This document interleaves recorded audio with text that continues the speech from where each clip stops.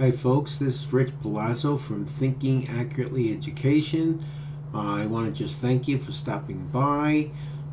Today we're going to be talking about our book, The Bible, Christianity, and American Government, Chapter 6, Two Models for Government. And we're going to read it. In 1532, Niccolo Machiavelli published his famous work on political theory called The Prince. He had used Spain's King Ferdinand, the same one who sent out Christopher Columbus, as a model for perfect governance. Unfortunately, his model included brutality and ambition, and always endeavoring, above all things, to gain the reputation of being a great and remarkable man, like Nimrod at the Tower of Babel. See Genesis chapter 10, verse 10, and 11, verses 1 through 9. And to keep the minds of his people in suspense and admiration of King Ferdinand and his ambitious pursuit of gold and glory. Therefore, it should not surprise anyone that the Spanish Conquistadores who colonized America brought with them Machiavelli's view that in politics the end justifies the means, and that political and public morality are unnecessary and even to be avoided. It is important that we understand that these are the fundamental ideas that the Spanish Golden Age was built on. The Spanish Golden Age, which was between the 15 and 1600s, may be considered to have been contemporaneous with what we often call the Renaissance and its accompanying zeitgeist.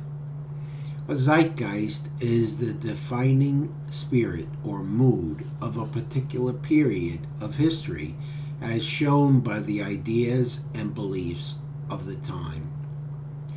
The defining spirit of the Renaissance was rebirth, which sounds good, but it was actually only the rebirth of pagan Greek and Roman values and ideas that stood in direct contrast to those of Christianity, upon which a medieval Western civilization had been built. And interestingly, but not surprisingly, it was this same Ferdinand's grandson, King Charles I of Spain, who later, as Holy Roman Emperor Charles V, would condemn the Christian reformer Martin Luther as a heretic, ban him as a political outlaw, and order his writings to be burned.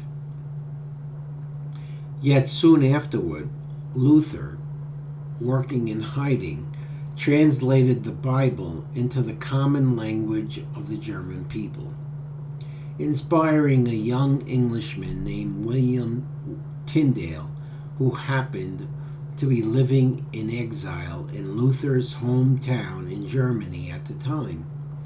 Tyndale then translated the Bible into English and had it smuggled back into his home country in England.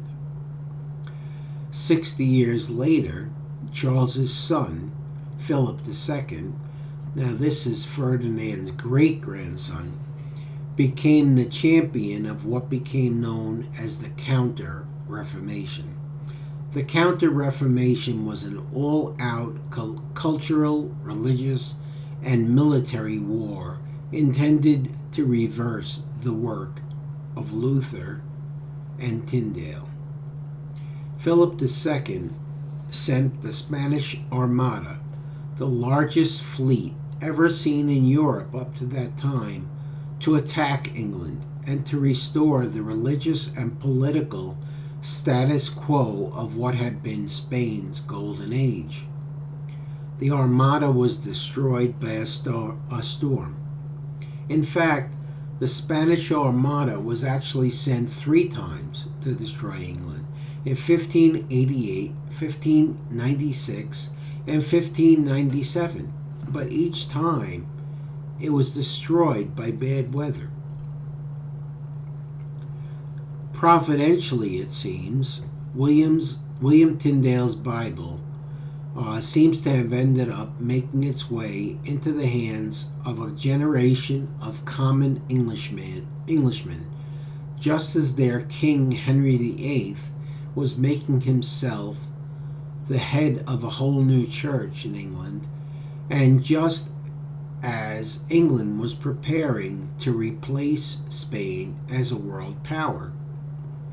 And it was these same Englishmen who brought that same Bible and its ideas to the New World.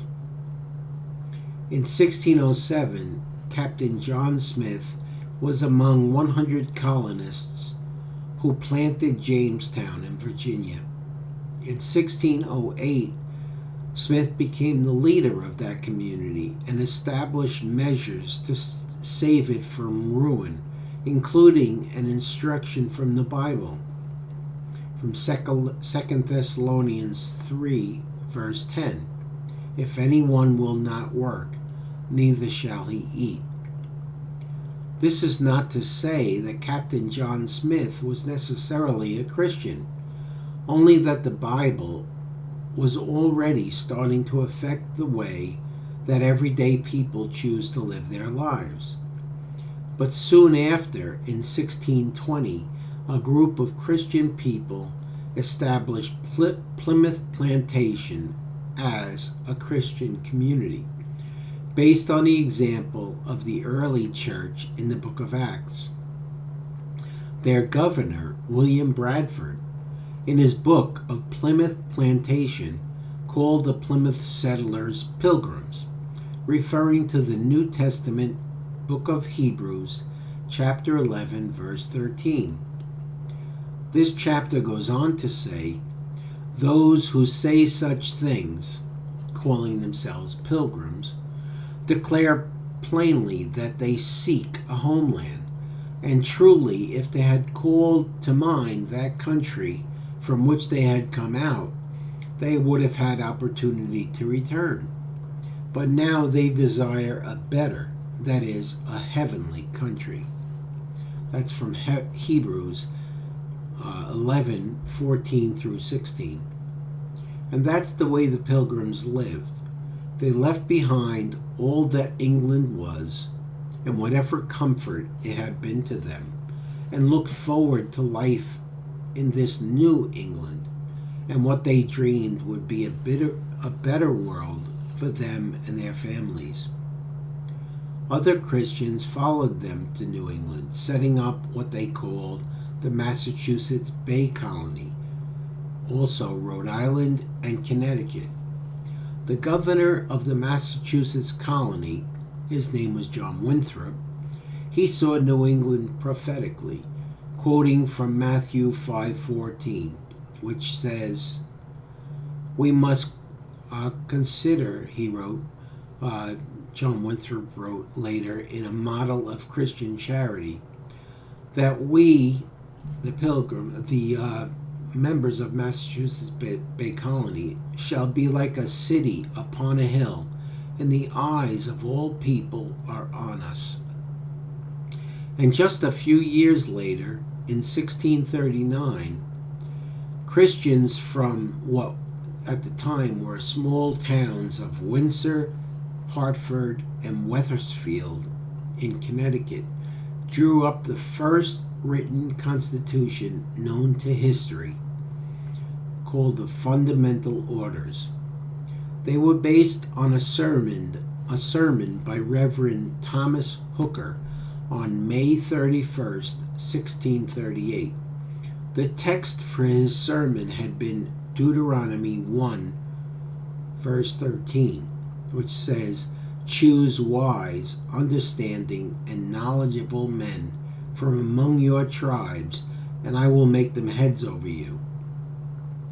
In his sermon, Hooker asserted that based on the Old Testament example of the ancient Israelites, which was imitated by the early Christians in the New Testament book of Acts. The foundation of authority is laid in the free consent of the people. That was Hooker's idea. And that idea could not have come out of the Spanish Golden Age. It could not come out of the Renaissance. And it could not have come out of Machiavelli. The Bible says that where the Spirit of the Lord is, there is liberty. That's from 2 Corinthians, chapter 3, verse 17. But the Bible also says that the whole creation groans and labors with birth pangs because it has been subjected to corruption. That's from Romans 8, verses 20. And that is why the American experience has not matched up with the prophetic voices of Winthrop and Hooker, or all their hopes and dreams for America. But one day, America and the creation itself will be delivered from the bondage of corruption into the glorious liberty of the revelation of the children of God. That's from Romans chapter 8, verses 19 and 21. It is time for the children of God in America to shake off the chains of corruption, to step out of the grave clothes of their past experience and walk in what has been prophesied over this land.